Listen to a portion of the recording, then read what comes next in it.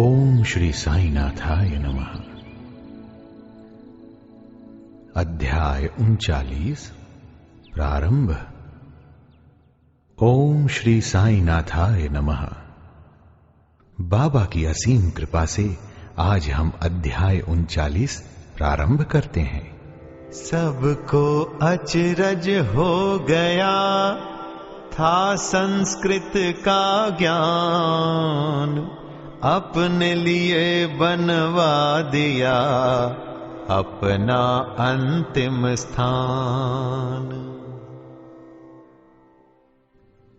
इस अध्याय में बाबा का संस्कृत ज्ञान, गीता के एक श्लोक की बाबा द्वारा टीका एवं समाधि मंदिर का निर्माण, इन बातों का हम आज श्रवण करेंगे।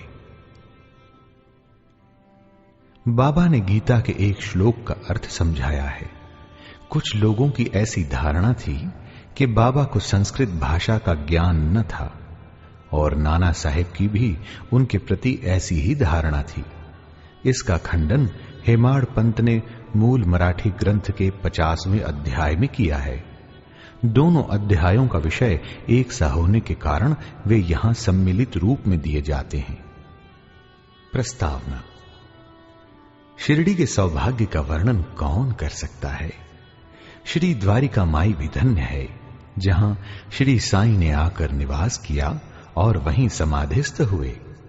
शिरडी के नर नारी भी धन्य हैं, जिन्हें साईं ने पधार कर अनुग्रहित किया और जिनके प्रेम वश ही वे दूर से चलकर वहां आए। शिरडी तो पहले एक छोटा सा गांव था, परंतु श्री साईं के संपर्क से विशेष महत्व पाकर वह एक तीर्थ क्षेत्र में परिणत हो गया।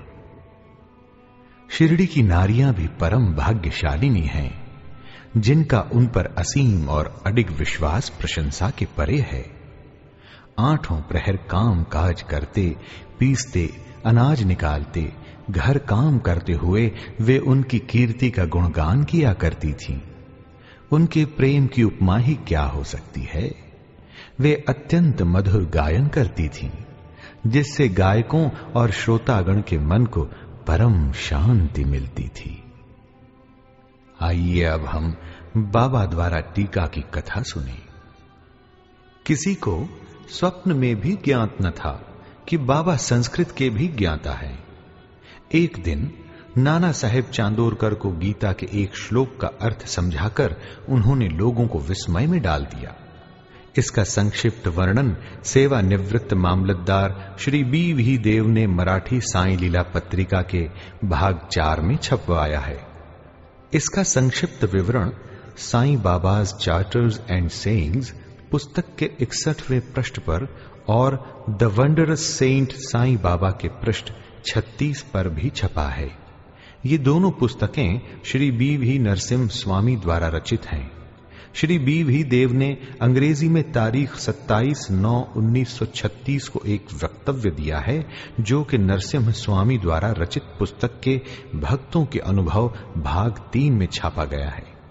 श्री देव को इस विषय की प्रथम सूचना नाना साहेब चांदोरकर से प्राप्त हुई थी, इसलिए उनका कथन नीचे उद्धृत किया जाता है। नाना साहेब चांदोरकर वेदांत के विद्वान विद्यार्थियों में से एक थे। उन्होंने अनेक टीकाओं के साथ गीता का अध्ययन भी किया था तथा उन्हें अपने इस ज्ञान का अहंकार भी था। उनका मत था कि बाबा संस्कृत भाषा से सर्वथा अनभिज्ञ हैं, इसीलिए बाबा ने उनके इस भ्रम का निवारण करने का विचार किया। यह उस समय की बात है जब भक्तगण अल्प संख्या में आते थे। बाबा भक्तों से एकांत में देर तक वार्तालाप किया करते थे। नाना साहेब इस समय बाबा की चरण सेवा कर रहे थे और अस्पष्ट शब्दों में कुछ गुनगुना रहे थे। बाबा ने कहा, नाना, तुम धीरे धीरे क्या कह रहे हो? बाबा, मैं गीता के एक श्लोक का पाठ कर रहा हूं। कौन सा श्लोक है वह? ये भगवत गीता का एक श्लोक है। जरा उसे उच्च स्वर में कहो। तब नाना भगवत गीता के 4थे अध्याय का 34वां श्लोक कहने लगे। तद्विद्धि प्रणिपातेन परिप्रश्नेन सेवया उपदेक्षयन्ति ते ज्ञानम ज्ञानिनस्तत्वदर्शिनः। नाना, क्या तुम्हें इसका अर्थ विदित है? जी महाराज। यदि विदित है तो मुझे भी सुनाओ। बाबा, इसका अर्थ है तत्व को जानने वाले ज्ञानी पुरुषों को भली प्रकार दंडवत कर सेवा और निष्कपट भाव से किए गए प्रश्न द्वारा उस ज्ञान को जान। वे ज्ञानी जिन्हें सद्वस्तु अर्थात ब्रह्म की प्राप्ति हो चुकी है तुझे ज्ञान का उपदेश देंगे। नाना, मैं इस प्रकार का संकुल भावार्थ नहीं चाहता। मुझे तो प्रत्येक शब्द और उसका भाषांतरित उच्चारण करते हुए व्याकरण सम्मत अर्थ समझाओ। अब नाना एक एक शब्द का अर्थ समझाने लगे। नाना, क्या केवल साष्टांग नमस्कार करना ही पर्याप्त है? बाबा, नमस्कार करने के अतिरिक्त मैं प्रणिपात का कोई दूसरा अर्थ नहीं समझता। परिप्रश्न का क्या अर्थ है? प्रश्न पूछना। प्रश्न का क्या अर्थ है? वही। यदि परिप्रश्न और प्रश्न दोनों का अर्थ एक ही है तो फिर व्यास ने परि उपसर्ग का प्रयोग क्यों किया? क्या व्यास की बुद्धि भ्रष्ट हो गई थी? बाबा, मुझे तो परिप्रश्न का अन्य अर्थ विदित नहीं है। सेवा, यहां किस प्रकार की सेवा से आशय है? वही जो हम लोग सदा आपकी करते रहते हैं। क्या ये सेवा पर्याप्त है? बाबा, और इससे अधिक सेवा का कोई विशिष्ट अर्थ मुझे ज्ञात नहीं है। दूसरी पंक्ति के उपदेक्षन्ति ते ज्ञानम, इसका क्या तुम ज्ञानम शब्द के स्थान पर दूसरे शब्द का प्रयोग कर इसका अर्थ कह सकते हो? जी हां। कौन सा शब्द? अज्ञानम। ज्ञानम के बजाय उस शब्द को जोड़कर क्या इस श्लोक का अर्थ निकलता है? जी नहीं, शांकर भाष्य में इस प्रकार की कोई व्याख्या नहीं है। नहीं है तो क्या हुआ? यदि अज्ञान शब्द के प्रयोग से कोई उत्तम अर्थ निकल सकता है तो उसमें क्या आपत्ति है? मैं नहीं जानता कि उसमें अज्ञान शब्द का किस प्रकार प्रयोग होगा बाबा। कृष्ण ने अर्जुन को क्यों ज्ञानियों या तत्वदर्शियों को नमस्कार करने, उनसे प्रश्न पूछने और सेवा करने का उपदेश किया था? क्या स्वयं कृष्ण तत्वदर्शी नहीं थे? वस्तुतः स्वयं ज्ञान स्वरूप। जी हां, वे ज्ञान अवतार थे, परंतु मुझे ये समझ में नहीं आता कि उन्होंने अर्जुन से अन्य ज्ञानियों के लिए क्यों कहा। क्या तुम्हारी समझ में नहीं आया? अब नाना हतप्रभ हो गए। उनका घमंड चूर हो चुका था। तब बाबा स्वयं इस प्रकार अर्थ समझाने लगे। ज्ञानियों को केवल साष्टांग नमस्कार करना पर्याप्त नहीं है। हमें सद्गुरु के प्रति अनन्य भाव से शरणागत होना चाहिए। केवल प्रश्न पूछना पर्याप्त नहीं।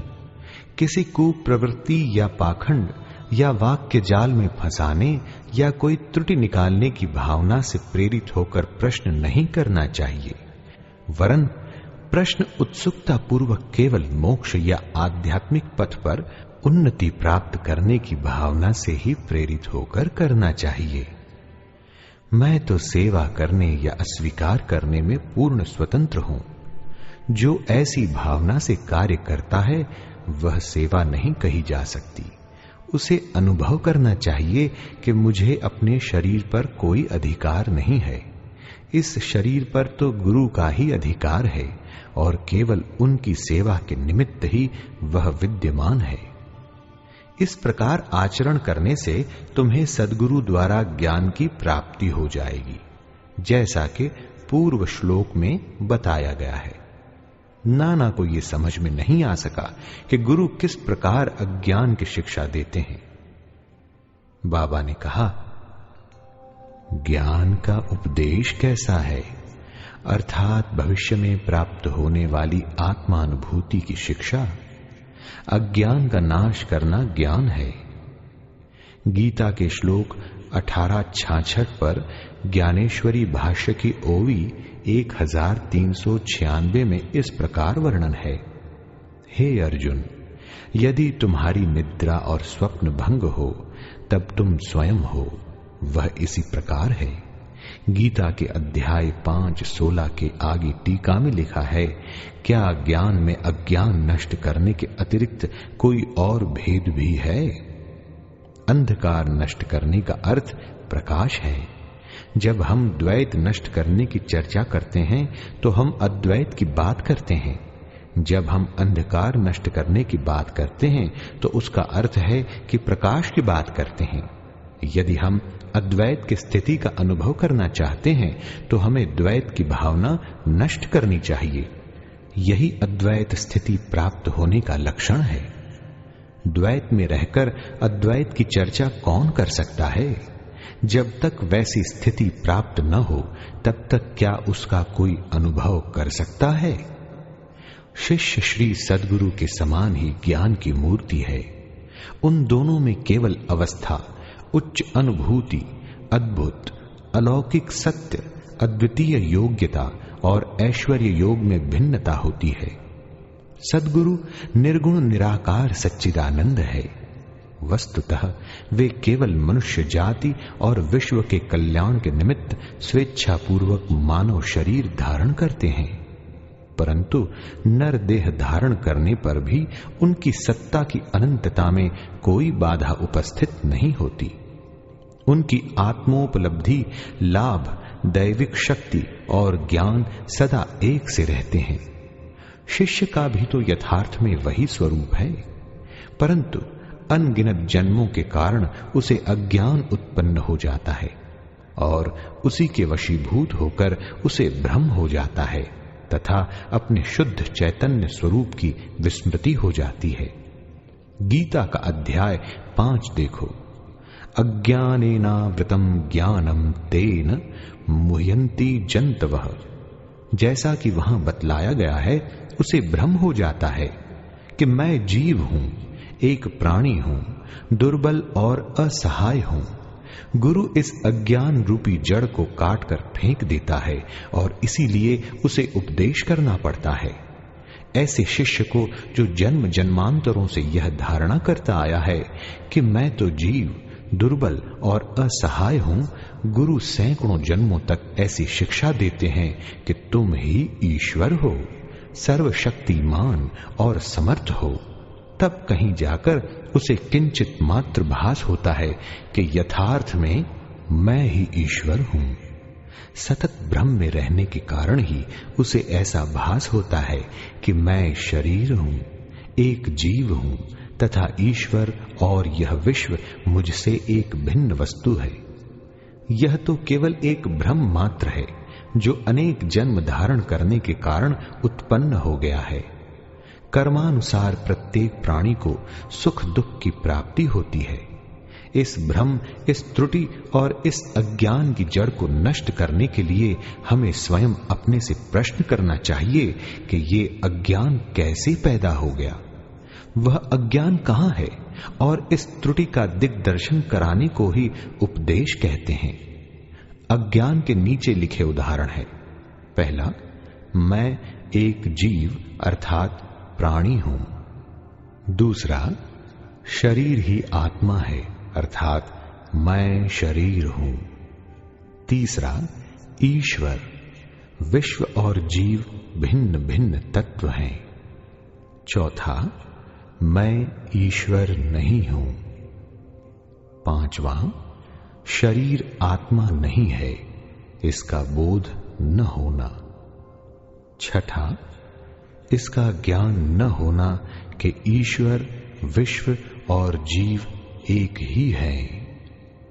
जब तक इन त्रुटियों का उसे दिग्दर्शन नहीं कराया जाता, तब तक शिष्य को यह कभी अनुभव नहीं हो सकता कि ईश्वर, जीव और शरीर क्या है, उनमें क्या अन्योन्याश्रित संबंध हैं तथा वे परस्पर भिन्न हैं या अभिन्न हैं अथवा एक ही हैं।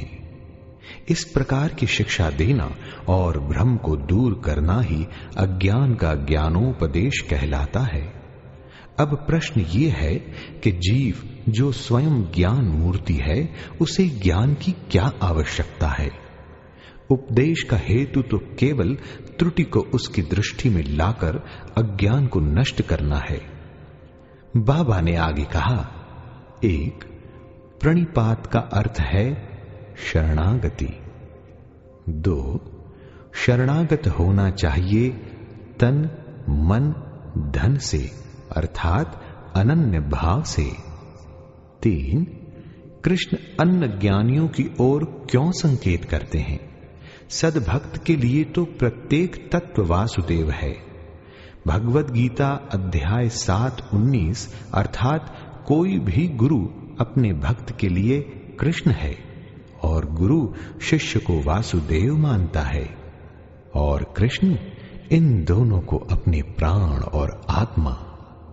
भगवत गीता अध्याय 7:18 पर ज्ञानदेव की टीका। चूंकि श्री कृष्ण को विदित था कि ऐसे अनेक भक्त और गुरु विद्यमान हैं, इसलिए उनका महत्व बढ़ाने के लिए ही कृष्ण ने अर्जुन से ऐसा उल्लेख किया। आइए अब हम बात करते हैं समाधि मंदिर का निर्माण। बाबा जो कुछ करना चाहते थे उसकी चर्चा वे कभी नहीं करते थे। प्रत्युत आसपास ऐसा वातावरण और परिस्थिति का निर्माण कर देते थे कि लोगों को बाद में उनका निश्चित परिणाम देखकर बड़ा अचंभा होता था। समाधि मंदिर इस विषय का उदाहरण है। नागपुर के प्रसिद्ध लक्षाधिपति श्रीमान बापू साहेब बूटी सकुटुंब शिरडी में रहते थे। एक बार उन्हें विचार आया कि शिरडी में स्वयं का एक वाड़ा होना चाहिए। कुछ समय के पश्चात जब वे दीक्षित वाड़े में निद्रा ले रहे थे तो उन्हें एक स्वप्न हुआ। बाबा ने स्वप्न में आकर उनसे कहा, तुम अपना एक वाड़ा और एक मंदिर बनवाओ। श्यामा भी वहीं शयन कर रहा था और उसने भी ठीक वैसा ही स्वप्न देखा। बापू साहिब जब उठे तो उन्होंने श्यामा को रुदन करते देखकर उससे रोने का कारण पूछा। तब श्यामा कहने लगा, अभी अभी मुझे एक स्वप्न आया था कि बाबा मेरे बिल्कुल समीप आए और स्पष्ट शब्दों में कहने लगे, मंदिर के साथ वाड़ा बनवाओ, मैं समस्त भक्तों की इच्छाएं पूर्ण करूंगा। बाबा के मधुर और प्रेम पूर्ण शब्द सुनकर मेरा प्रेम उमड़ पड़ा तथा गला रुंध गया और मेरी आंखों से अश्रुओं की धारा बहने लगी, इसलिए मैं जोर जोर से रोने लगा। बापू साहेब बूटी को आश्चर्य हुआ कि दोनों के स्वप्न एक से ही हैं। धनाढ्य तो वे थे ही। उन्होंने वाड़ा निर्माण करने का निश्चय कर लिया और श्यामा के साथ बैठकर एक नक्शा खींचा। काका साहेब दीक्षित ने भी उसे स्वीकृत किया और जब नक्शा बाबा के समक्ष प्रस्तुत किया गया तो उन्होंने भी तुरंत स्वीकृति दे दी। तब निर्माण कार्य प्रारंभ कर दिया गया और श्यामा की देखरेख में नीचे मंजिल, तहखाना और कुआं बनकर तैयार हो गए। बाबा भी लेंडी को आते जाते समय परामर्श दे दिया करते थे। आगे यह कार्य बापू साहेब जोग को सौंप दिया गया। जब कार्य इस तरह चल ही रहा था, उसी समय बापू साहेब जोग को एक विचार आया कि कुछ खुला स्थान भी अवश्य होना चाहिए, जिसके बीचों बीच मुरलीधर की मूर्ति की भी स्थापना की जाए। उन्होंने अपना विचार श्यामा को प्रकट किया तथा बाबा से अनुमति प्राप्त करने को कहा। जब बाबा वाड़े के पास से जा रहे थे तभी श्यामा ने बाबा से प्रश्न कर दिया। श्यामा का प्रश्न सुनकर बाबा ने स्वीकृति देते हुए कहा, जब मंदिर का कार्य पूर्ण हो जाएगा तब मैं स्वयं वहां निवास करूंगा। और वाड़े की ओर दृष्टिपात करते हुए कहा, जब वाड़ा पूर्ण बन जाएगा तब हम सब लोग उसका उपभोग करेंगे, वहीं रहेंगे, घूमेंगे, फिरेंगे और एक दूसरे को हृदय से लगाएंगे तथा आनंद पूर्वक विचरेंगे। जब श्यामा ने बाबा से पूछा कि क्या यह मूर्ति के मध्य कक्ष के नींव के कार्य आरंभ का शुभ मुहूर्त है, तब उन्होंने स्वीकारात्मक उत्तर दे दिया। तभी श्यामा ने एक नारियल लाकर फोड़ा और कार्य प्रारंभ कर दिया। ठीक समय में सब कार्य पूर्ण हो गया और मुरलीधर की एक सुंदर मूर्ति बनवाने का प्रबंध किया गया। अभी उसका निर्माण कार्य प्रारंभ भी न हो पाया था कि एक नवीन घटना घटित हो गई। बाबा की स्थिति चिंताजनक हो गई और ऐसा दिखने लगा कि वे अब देह त्याग देंगे। बापू साहिब बहुत उदास और निराश से हो गए। उन्होंने सोचा कि यदि बाबा चले गए तो वाड़ा उनके पवित्र चरण स्पर्श से वंचित रह जाएगा और मेरा सब लगभग 1 लाख रुपया व्यर्थ हो जाएगा। परंतु अंतिम समय बाबा के श्री मुख से निकले हुए वचनों ने मुझे वाड़े में ही रखना, केवल बूटी साहिब को ही सांत्वना नहीं पहुंचाई वरन अन्य लोगों को भी शांति प्रदान की। कुछ समय के पश्चात बाबा का पवित्र शरीर मुरलीधर की मूर्ति के स्थान पर रख दिया गया। बाबा स्वयं मुरलीधर बन गए और वाड़ा साईं बाबा का समाधि मंदिर। उनकी अगाध लीलाओं की थाह कोई न पा सका। श्री बापू साहेब बूटी धन्य हैं जिनके वाड़े में बाबा का दिव्य और पवित्र पार्थिव शरीर अब विश्राम कर रहा है। साईं स्वयं ही वेद हैं, भागवत हैं साईं, सामने सागर ज्ञान का और कहां पे जाए। श्री सद्गुरु साईनाथार्पणमस्तु। शुभम भवतु। अध्याय 39 संपूर्णम।